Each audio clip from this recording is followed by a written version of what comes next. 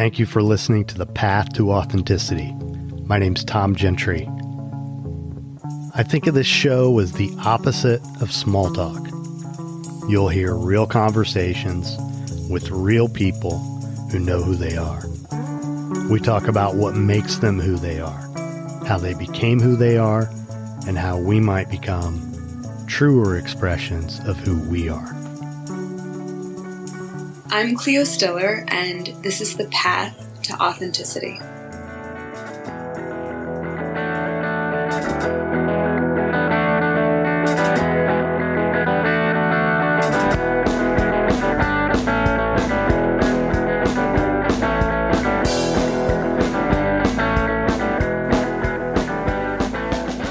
I'm Tom Gentry. Thanks for listening to The Path to Authenticity. If this is your first time, thanks for checking it out. If not, thanks for coming back. This is episode 74 of the show, and it features a conversation with an author and journalist named Cleo Stiller, who wrote the book Modern Manhood: Conversations about the Complicated World of Being a Good Man Today. It was released in November of 2019. So, if you've been listening to the show, you know I've done a segment recently coming up on the second installment called Getting Real About Manhood with my friend and colleague, Ed Tilton. And as we started to prepare to do these episodes together, I started reading this book, and I sent him a link to it. And the next thing you know, he had reached out to Cleo on Instagram and invited her to be on the podcast. So we had a couple conversations. Ed and I spoke to her together over Zoom to kind of break the ice. And then I interviewed her for this last week. And the following episode after this will be an installment of Getting Real About Manhood, where Ed and I kind of break down some of the things we talked about with Cleo. So, as we get started here, I thought I'd read at least the beginning of the introduction of the book. It starts, "Here are 3 self-evident truths. The Harvey Weinsteins of the world need to go. Sexual assault is wrong, and women and men should be on equal footing. If you disagree with any of the aforementioned, then this book isn't for you.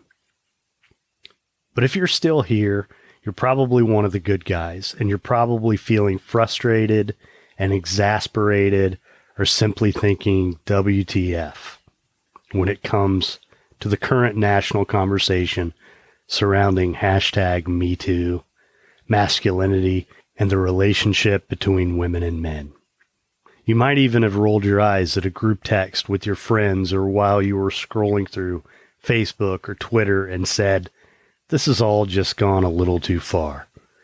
Not that you'd openly cop to that in real life for fear of getting chewed out. If so, then this book is for you, because you get it. But you've also likely found yourself in countless experiences or conversations recently where the situation feels gray at best. For example, who hasn't had a date like Aziz Ansari? Or, as a manager, how are you supposed to mentor your female employees in this climate? Or if this is a post-Me Too world, how come men are often still shamed for making less than their female partners? Can you still watch Louis C.K.? How come you're always being made to feel like crap if you ask these questions out loud? And when do we start talking about solutions instead of just putting people down? Welcome to Modern Manhood. This book is a manual and a resource that I hope will shed some light on all the gray areas out there, focusing on conversations you are already having with your friends, your dates, your family, and yourself. Each chapter will cover a different area of your personal life, from money and sex to dating and work. I've talked to experts, celebrities, and influencers, and folks just like yourself to see what other people are thinking and doing about these exact questions. So you can think of this book as a crowdsourced document of sorts. It's not prescriptive and it has no rules. You can take what you like and leave what you don't. So it's an interesting book. And in this conversation, we talk about some of the things that Cleo learned. And I really appreciate her generosity of time with this and Ed making it happen. So here you go. Cleo Stiller.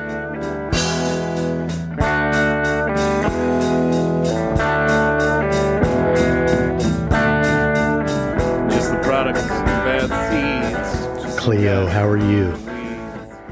I'm good. How are you doing? I'm doing okay. I had an espresso probably a little too late in the day, so yes. I'm a little jittery right now, but it tasted really good. I totally understand that. I try to cut myself off around 2 or 3 p.m. Otherwise, I can get too chatty. Yeah. Too late in the day. Yeah. Well, I really appreciate you taking the time to do this. And, you know, we had a conversation a while back. You're the author of the book, Modern Manhood, Conversations about the Complicated World of Being a Good Man Today. So, you know, this is one of my favorite topics. I feel like it's something that as men, we need, and I've talked about it a lot on this podcast, actually. I feel like as men, we need to do a much better job of teaching each other how to be men. And in my work, it's become something that I've begun to focus on a lot, both personally and with clients of mine. And what I loved about seeing your book is that you mentioned being a good man, because I think that is a very important part of it. So tell me how you came to write this book.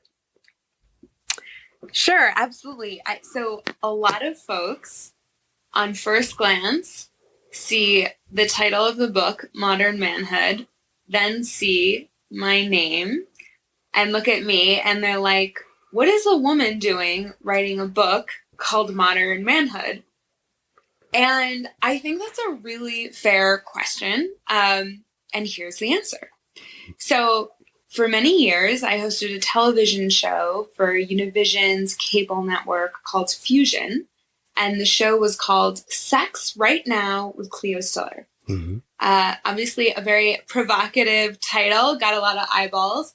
But the show talked about, was very scientifically rigorous and talked about the intersections of technology, pop culture, and shifting social attitudes among millennials, Gen Z, and below, younger. Mm-hmm. So we had this show going. We had rapport with our audience. We had trust with our audience that knew things that were popping up for them in their personal lives, stuff relating to online dating, reproductive rights. We were capturing them first, and we were saying, listen, here's how this is going down all over the country. Here's what it looks like in the South. Here's how folks in LA are handling it. And here is the scientifically health accurate information that you need to make informed decisions in your personal life. So that was the show. And our audience was split about 50-50 men and women. So then 2017 happens, right? The Harvey Weinstein scandal breaks, and Me Too, as most people know it, hits the mainstream. Mm-hmm. At that point, a lot of men who watched my show started writing into me, are you going to do a season on this? Because I have so much to say about what's happening right now, but I'm kind of afraid to say anything because I don't want to get in trouble. And it's all just really confusing. And for the most part, there was this overall, sentiment. I really support the underpinnings of the Me Too movement, grotesque abuses of power and of women and men is obviously wrong, and people like Harvey Weinstein, Bill Cosby's, etc., get them out of the way. But then the way that Me Too, as it continued to impact our lives in somewhat unexpected ways, became very confusing for men. And they were like, I was on board with it, now I'm not so sure. Some men said it hadn't gone far enough. Some men said it had gone too far. But this overall trend I was hearing from guys is they wanted to talk about it, right? They had a lot to say. It was impacting their lives. They were texting their guy friends on group texts. They were kind of like fumbling around like with their partners, trying to like say something without getting in the doghouse. And they had real questions like, I'm a single guy and I'm terrified to approach women now. I feel like everything I was taught to do is now considered creepy or worse. I had new parents writing into me. I'm a young father. I just had my first son. I don't even know what it means to raise a good man anymore. Mm-hmm. Or we had, managers, right, writing in saying like, listen, I won't cop to this on the record, but I have a lot of hiring power. And to be totally honest, I don't want to hire new female staff. It doesn't seem worth the risk. And so this kind of piled up in my inbox for 2 years. And eventually a publisher came to me and was like, we want you to do a book with you. And I was like, it's gotta be this, because this is the story of our time. Mm-hmm. And prior to COVID, it was. Yeah. I've noticed how, in some ways I've kind of felt silly talking about anything else besides the Black Lives Matter stuff right now, because it's so prevalent. Yes. But I also think that there are some commonalities here, because when you mentioned men feeling confused and afraid that they're going to say something wrong, that's something that I can personally relate to with racism.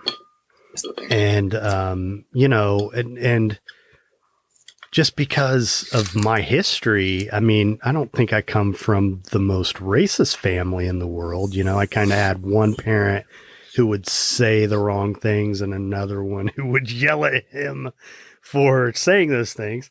So I kind of had both sides, but, I think it's one of the big reasons why white Americans have a hard time with this white privilege thing, because we don't want to think of ourselves as bad people. Yes.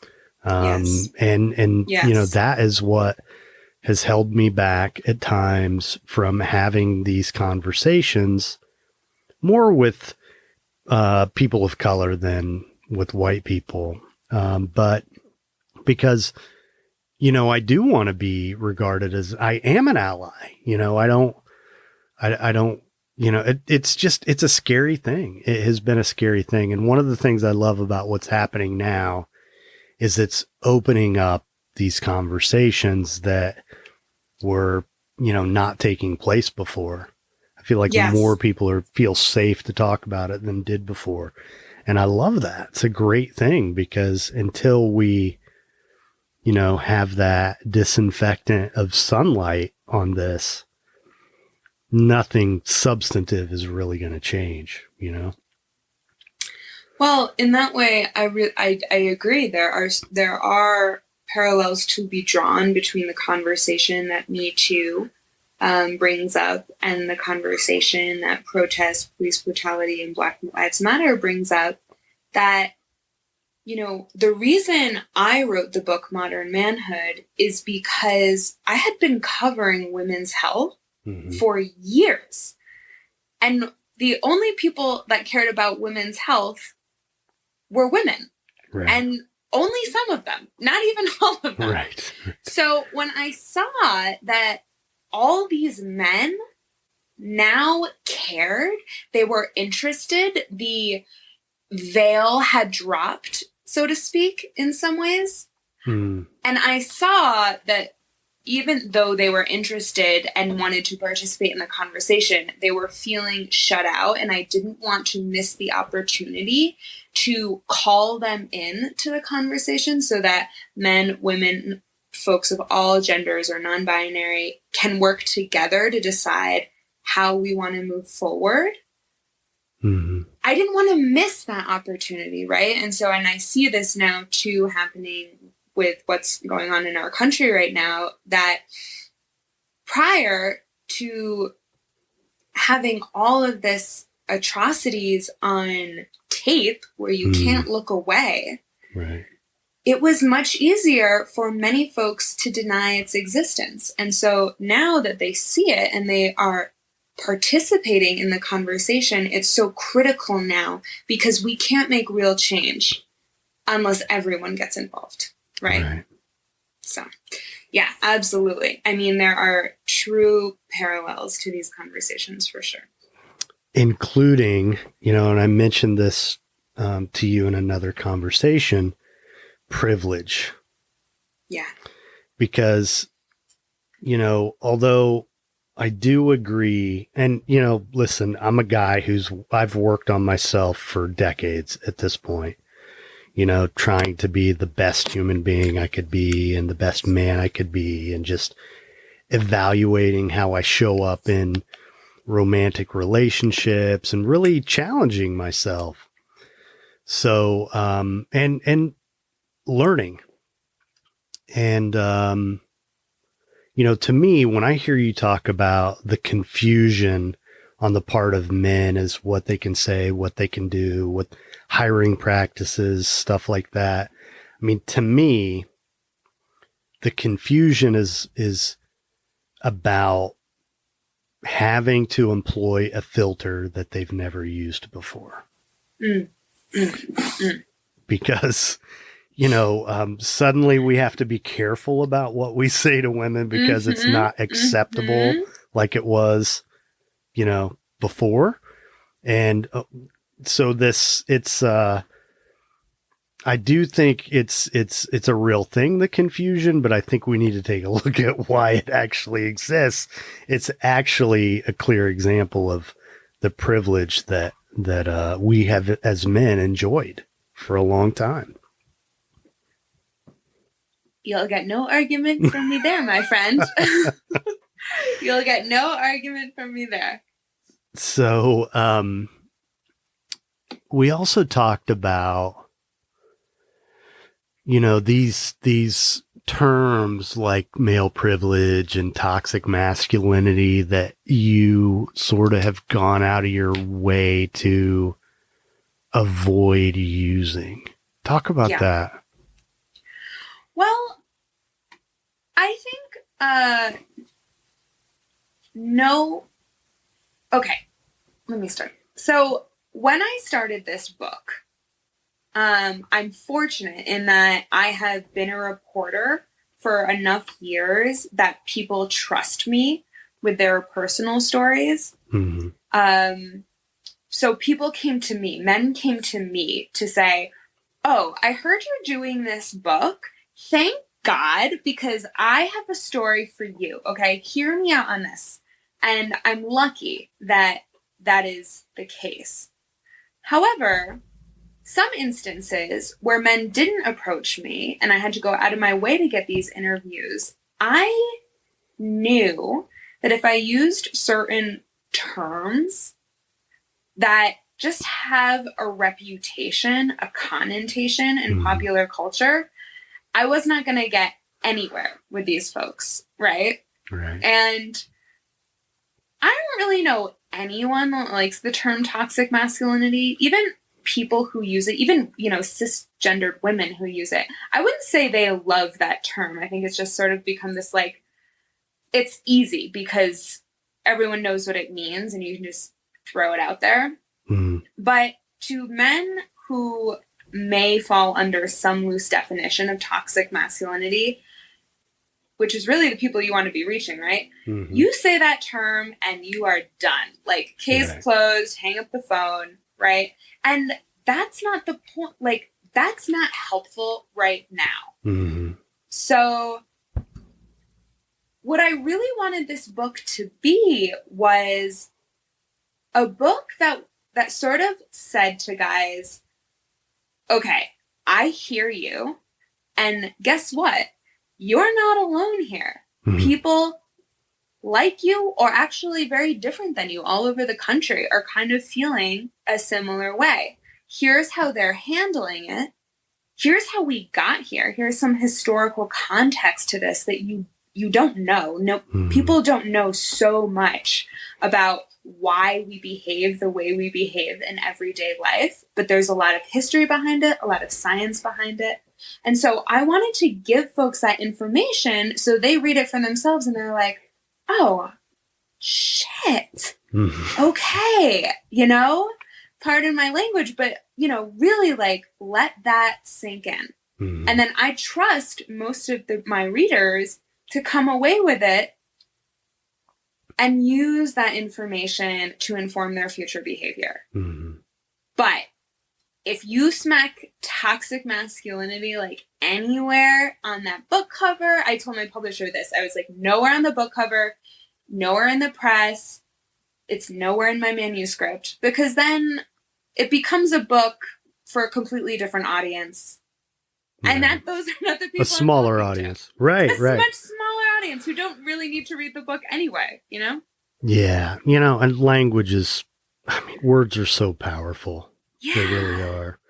Yeah. And I mean, I totally get, I use that approach in my life all the time with different things, especially being an addiction counselor where, right. where, a lot of people don't want to hear about the 12 steps, but, they work. So I end up I stay away from the jargon. I talk about the philosophy. And then when I've captured the audience, then I can say, what this is like third step work. And by that time it's okay. Yes. But especially as the age of onset with addiction gets younger and younger, young guys don't want to hear about that stuff. So, anyway, but back to the toxic masculinity thing. What troubles me about it more than anything else is that it is such a controversial topic, because I think, and you mentioned that everybody kind of knows what it means. And I think that's, in some ways that's true, but part of the problem is that we don't really know what it means. And this is something that I've seen over the years in different ways and different subject matter, where if there's a controversial topic, and a word, a term like toxic masculinity, if you bring it up in a group of people, suddenly they can't hear anything else. So, what a lot of men hear when you use the term toxic masculinity is masculinity is bad, which that's not the point. That's not what toxic masculinity is about. Is that, to me, what it's about is that, there's repressed emotion. There's, we don't know how to deal with ourselves in a comprehensive way. And that manifests itself in fear that we don't know how to deal with. And so we end up, showing this sort of dominance or whatever that really isn't rooted in confidence. It's not rooted in anything positive. It's rooted in fear. And that's not the same as masculinity. Yes. And, my thing, this is my little phrase I've come up with to express this, is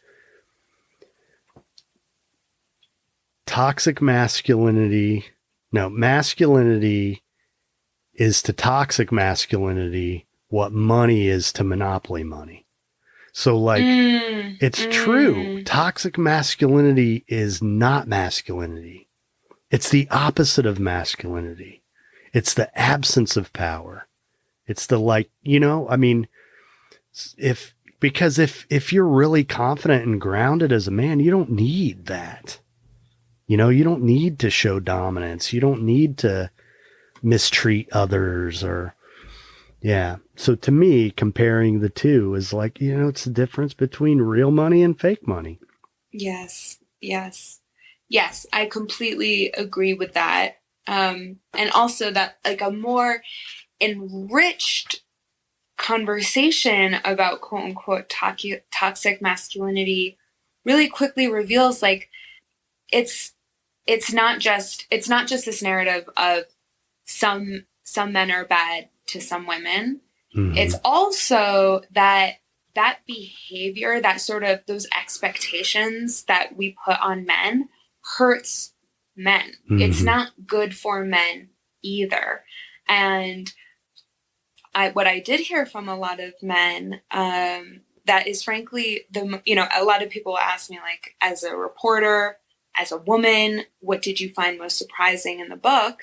And I will say, I was surprised by a lot of things because I have traditionally reported on sort of either the experiences of men and women in a single situation or just through the female health lens. Mm-hmm. And so focusing only on men, I learned a tremendous amount, of course. But one of the most surprising to me was how much pain and anger and isolation men are feeling. Mm-hmm.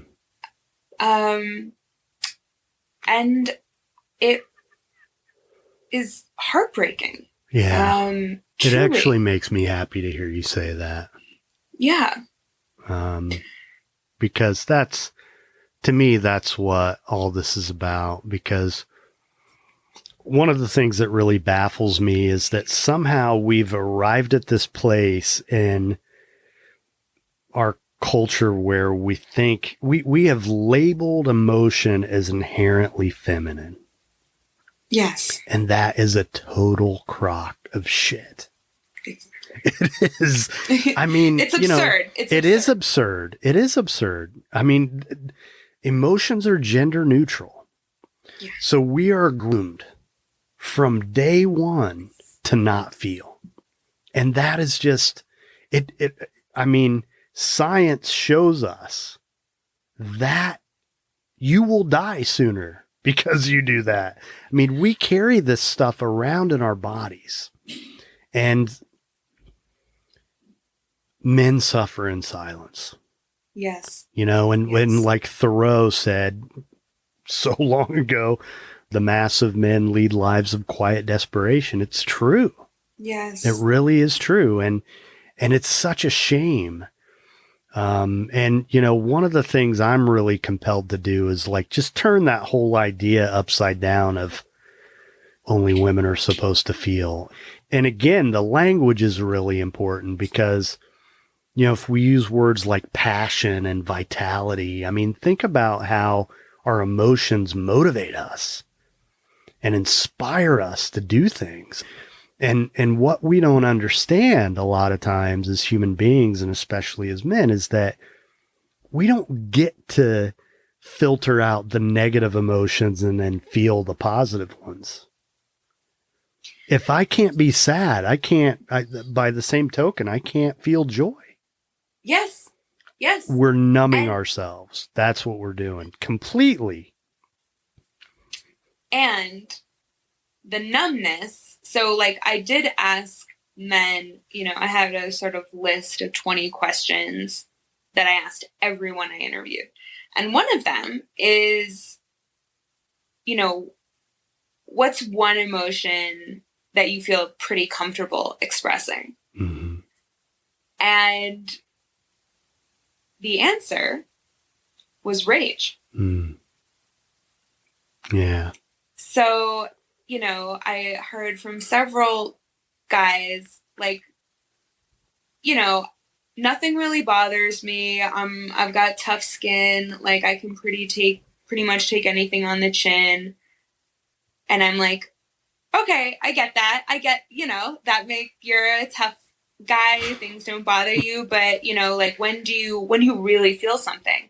And then they're like, well, you push me, and then I snap.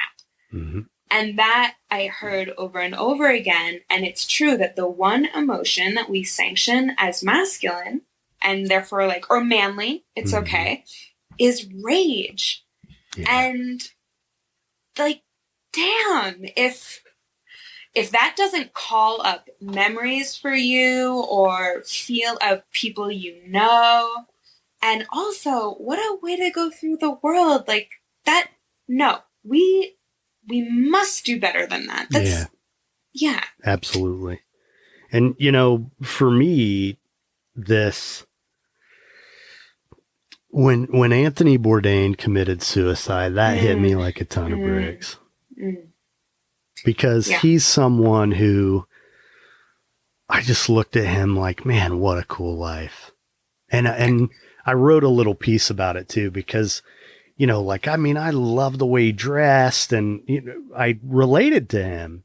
And also I thought, what a great life. What a, and to me, this podcast essentially is about helping people learn how to have the life that they want to have. And to me, he traveled the world experiencing cultures and, immersing himself in these communities. And it just seemed so cool. And then all of a sudden he's gone. And I just, I was mad. I was mad. And as I think I remember hearing about it on a Friday. And then by the time Sunday rolled around, it hit me why it bothered me so much. And it's because, I've lost friends to suicide, in my young adulthood, late adolescence. And it just tapped into that and brought it all up to the surface. And the common thread, all guys, all going through stuff that they were sad about or ashamed of and didn't know how to talk about it. They didn't know what to do with it. Yeah. And so then, they make that ultimate final decision and end it all. It's heartbreaking. It's heartbreaking. And, they're all guys who great personalities, all, just could have done anything they wanted with their lives. And were just so young. Besides, of course, Anthony Bourdain wasn't like this, but my friends, they were too young to understand. They didn't have a clear frame of reference of,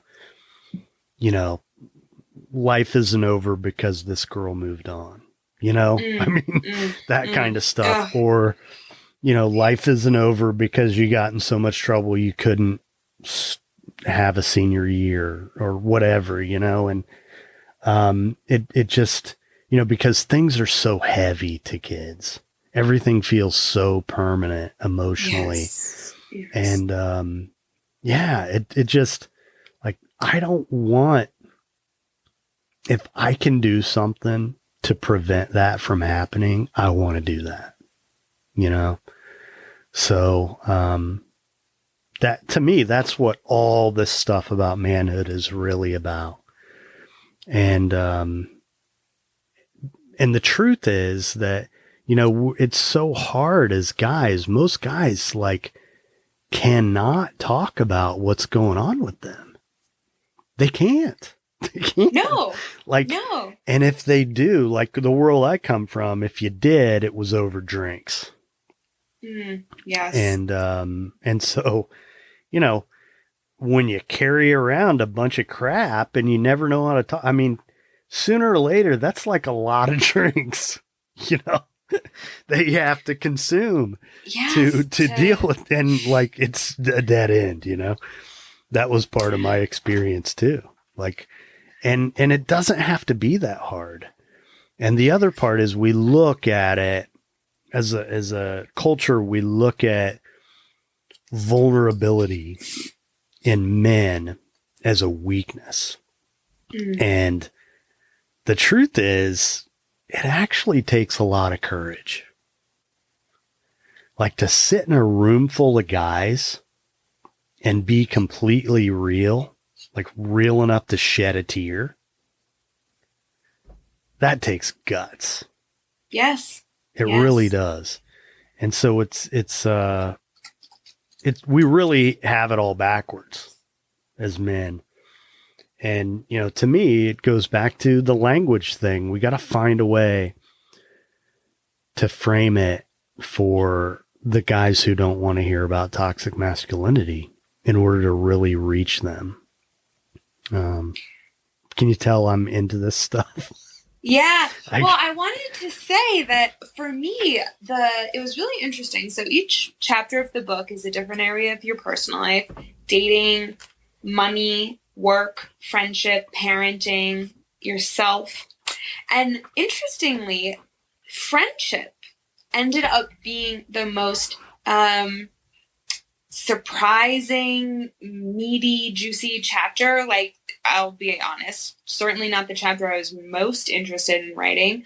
But what I learned while reporting that is that, you know, you were saying, like, for some men to emote, you know, like what's really going on for them, to their friends, that's like 4, 5 to 10 beers, you know, in before that kind of thing comes out. And there's a reason for that. And it's actually extremely common. Like, you know, I think a lot about how there's a running joke in my family, like, dad has no friends. Yeah. And then you get older and you realize, oh, your family too? Your dad has no friends? Because my mom has a ton of friends. And my dad just has my mom. And my mom will always, like, set up play dates for my dad just to try to get him to, like, you know, interact with other men. And it's a joke, but when it happens on a wide scale, you kind of have to step back and look and say, like, what's going on? And a lot of men will say, I got your mother, you know, I don't need, right? Right. So the question that we were getting, or I was getting from a lot of guys happening right now, was kind of like, basically went like this. They'd be like, listen, I've got a friend. We've all got this friend, right? Who says, like, sexist, racist stuff. And it used to feel okay. Like, we'd kind of, like, laugh it off or whatever, even though no one agreed with them. But, like, we'll just shrug it off. But now with everything going on, I don't really feel like I can let him off the hook with this. But on the other hand, I don't want to, like, call him out and then either, like, have him think I'm weak or, like, a pussy, right? I heard that a lot. Or, like, have him be like, what? Like, you've never said anything? What, are you perfect? And I heard this over and over again from guys, and I was like, wow, this must be really happening a lot. So the question there is, why do men do locker room talk? Like, what's that about? And the reason why men do locker room talk is because when girls and boys are quite young, they form friendships in very similar ways. Everyone on the playground is hugging, kissing, they're, like, whispering to each other, telling each other all their little kid secrets without thought of, what does this look like? Or, you know, they're all emotionally very deeply bonding with their friends. And then, quite early on, young boys start getting policed by their teachers, by their brothers or sisters, by their parents, being like, hey, don't lean on your friend like that, okay? Don't hug your friend like that. You're a boy. That's a girl thing. Girls have good friends, okay? Boys, stand apart. You know, you're a boy. You're on your own. And they get that messaging so consistently and at such an early age that I talked to one researcher. Her name is Naomi Way. She has this really interesting social experiment where she gets teen boys going from 8th grade into high school freshman year. She'll pull them aside and she'll say, so who's your best friend? And he, the boy can say without a doubt, oh, my best friend is so-and-so. And she'll be like, okay, well, what do you guys talk about? We'll say, like, I don't know, like everything. Well, she'll push him on it. Okay, well, like, what is everything? Like, I don't know, like school, girls, like my parents' divorce, my dad lost his job. Okay, so that's a lot, right? That's kind of the full spectrum. Then she checks in with these same boys consistently each year as they move through high school, so sophomore, junior, senior year. And by the time she gets them as senior year, she asks them those same questions. And those conversations that used to be so deep and vulnerable, they're not having them anymore. That best friend is now like a bud. And there's like more of a group of guys and we kind of hang out. Like, what do you guys talk about? I don't know, like sports, cars. And so what happens is men get told, don't talk to your friends about anything deep or emotionally vulnerable, so that when men are adults and we're like, well, why are you only talking locker room talk with your guy friends? Duh! Because that's what we told them to do from a very young age. Right. And I talked to guys who were kind of like, listen, I know it's not like PC to talk about porn or whatever, but like, that's all I got. What else am I going to talk about? Mm-hmm. So this is this catch-22 that we put men in, where on the one hand, as we're raising them, we tell them, don't talk about your feelings. And so then they forget to talk about their feelings. And they also forget that they have feelings, because if you don't verbalize an experience, that's one of the ways we process things, right? So if you're not verbalizing it, then you're not processing it. So then all of a sudden you're like, I don't know, do I feel anything at all? Well, one of the really sad parts of this is what actually happens is that, I mean, for me, I've experienced this, and I assume it happens with a lot of men, that, okay, I'm feeling something distressing. Then we have shame. We shame ourselves for feeling in the first place, which it just snowballs. It just keeps getting worse. And it's critical to learn to deal with this stuff. And so I saw a meme a while back. It was some Australian guy or something, and he was making reference to how we teach guys not to talk about their feelings and to carry this stuff around, repress all this stuff. Of course they beat their wives. Of course they kick their dogs. Like, I'm not co-signing that stuff, but that's what's going to happen, because the reality is it always comes out some way or another. It either comes out in addiction or abuse or, it's something. And if we don't manage those emotions, they come out in messy, yucky, sideways rage. Like you mentioned, which, anger's good. Anger's a motivator. Rage isn't cool. Smashing shit. Yes. This is the saying that kept coming to mind over and over again when I reported this book was, hurt people, hurt people. And I also just want to tell people, like, though this book deals with a lot of serious topics, it also is not, it's not going to, like, it's light in tone, and not all of the content is this intense, because that's not the only thing that I revealed about modern manhood is this pure isolation, but it is such a significant portion of it that it was honestly alarming, Yeah. Yeah, I could see why as a woman you just don't expect that. You wouldn't expect to. And guys, we don't acknowledge it very well at all. But I will second what you're saying about your book, because I mean it covers kind of everything, but it does it in more of a light way. It's not all heavy stuff like this. I mean, and I think that's one of the benefits of you approaching it as a journalist. You can detach from it a little bit, and it's not as intense. Yeah. Yes. So, yeah, but so what's next? What's next? Well, we may be developing the book into a television show.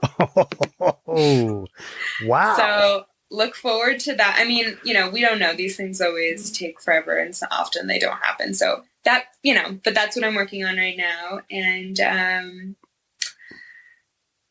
I'm also working, I'm prior to COVID, a really wonderful thing is that really massive companies have reached out to me about doing workshops based on the research revealed in the work chapter. And I think that that's a great sign for shifts in the corporate space. And then I'm also working one-on-one with men who read the book and want to sort of incorporate some of the lessons and behaviors into their everyday life. It's really wonderful to see. Yeah. There are a lot of guys out there who want to be better. Yeah. Yeah. And we don't hear about that a lot. We hear about all the scumbags, Yeah. Yeah. No, there are truly a lot of really, I mean, it just sounds, it's, you can kind of get like a little patronizing, a little cheesy, but I'm a very genuine person, and I do really mean it. Like, there are so many men really wanting to step up to the plate, and it's so, I have just so much gratitude for them. Yeah. And, I think, because you approached the book the way that you did, and, I mean, this is something that I've been writing about and given a lot of thought for over a decade, really, and it started when I went through a divorce. That's what really, because I started to look at how was I showing up as a man in this relation, or not showing up, really was the question, because all of this stuff that we're talking about is really relevant in our relationships with women. If we can't tap into our power and be grounded, then it doesn't work out all that well. Do you mind if I ask if the work that you've done in sort of healing yourself after your divorce, have you had conversations with your ex about that at all? I'll just say that we did everything we possibly could to keep that marriage. Yeah. And I didn't walk away until I knew I had done everything I possibly could. And I there was nothing more to do. But kind of the tail end of that involved therapists. And the tail end of that was a therapist who helped me see. He knew men's work. He was familiar with a book by Robert Bly called Iron John. Have you heard of that? Yeah. So I had read it. I even got a chance to meet Robert Bly one time, but this guy brought it to life for me. And I started to see how passive I was being, how I wasn't accepting responsibility for day-to-day decisions. And, the way I was going through life was, I thought I was being easygoing, and what I was really being was passive. And it was actually putting more of a burden on her because I forced her to make decisions. You know, I put her in a position to make decisions where when I was just, you know, being the good guy, Tom, who was just agreeable, like, I'll do whatever you want, which, you know, that's not what women want from us. You know, men are supposed to be decisive. I believe now, that's what I believe. So does that answer your question adequately? I mean, if we were just starting the interview, I would definitely ask more. I don't know. When you go through that stuff, you know, it's like, okay, we've had enough conversations about that's all enough. this stuff. I did start to go into other relationships and started to evaluate, how am I showing up now? Why am I doing this again? I said I was never going to do this again, but it's hard, man. Relationships are hard. And so going back to this stuff, guys not talking, like, how do you do that? How do you not talk about this stuff? And it's listening to you, a lot of, I have 5 sisters, 5 older sisters. I'm the youngest of 8 kids. And I often think about how much that has shaped my point of view in life. You know, I was always the friend who did have deeper conversations. And the locker room stuff, I mean, I'm not going to say I've never engaged in it, but like, I never liked it. Like, it never, once I got, you cross into that age of awareness between like 11 and 13 somewhere. And like, as soon as I kind of came of age, like, I didn't talk like that about women, and part of it was because of my sisters. And, I think I became like kind of acutely aware of misogyny and not ever wanting to be seen as a creep, it was always important to me, so we're looking at a possible television series, workshops. It's really interesting that you're working with guys too. I think that's cool. So this has taught you a lot, this book, right? A huge amount, a tremendous amount.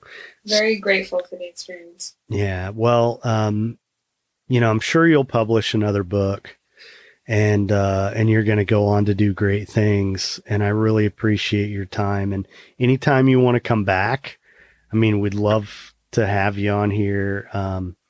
But given what you've learned, especially in the context of writing this book, if there was a time when you could go back to the younger Cleo and give her a word of advice, when would that have been? And what would you say? I would tell her, you're doing a very good job and you can really ease your grip on it just a little.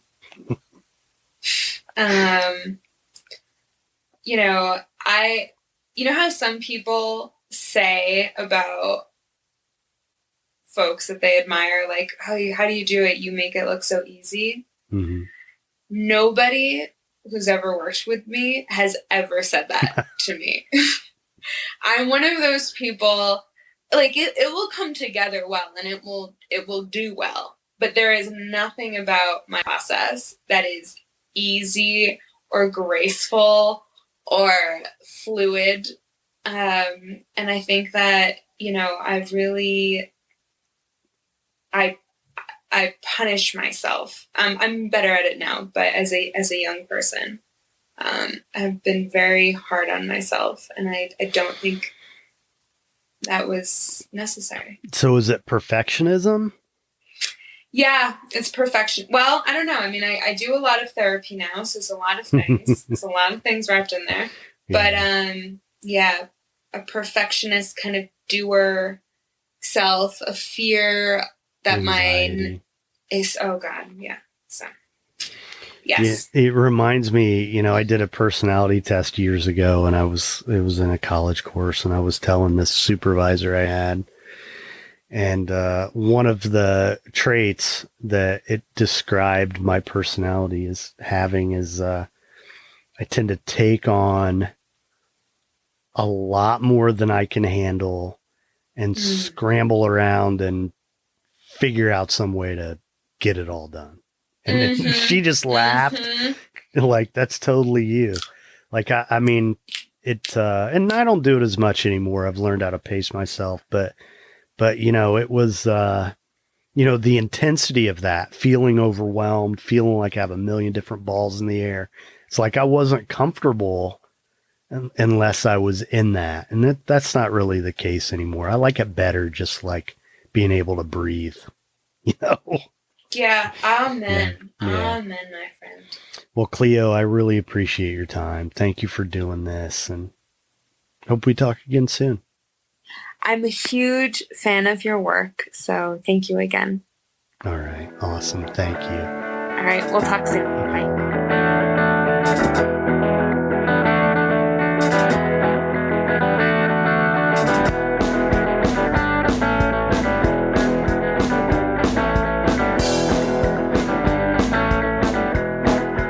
All right. There you go. Cleo Stiller. You can learn more about Cleo at cleostiller.net. You can find her book and her website through links in the show notes. Really appreciate her giving the time to the show. And look forward to feedback from you guys. You can call the show and leave a voice message at 561-247-4757. Love to hear from you. Comments, questions, recommendations. 561-247-4757. You can follow the show on Instagram or like us on Facebook, both at The Path to Authenticity. You can find the show on Patreon, where by becoming a patron, you can gain access to supplemental content and early access to episodes. Check out our Sunday playlist on Spotify. Also, if you're following us on Instagram, I'm doing some lives every week, usually with Ed Tilton. We've been trying to do it on Sunday afternoons at 3 o'clock Eastern. This week, we're doing it on Saturday at 7 p.m. Eastern. Trying out some different times, hoping maybe to get some people to engage a little bit. The next episode after this, Ed and I recorded with video at the same time that I was recording the audio of the podcast. So that can be found on the Path to Authenticity YouTube channel. Going to try to do more of that where while I'm producing the show, also publishing a live stream.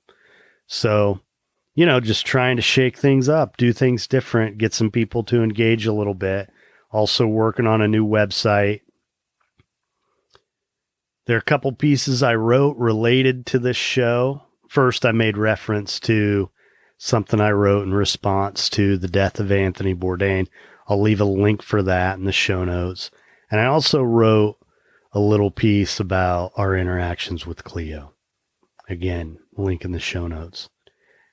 I appreciate you investing your time in this show. Thanks for listening. Please come back. Be nice.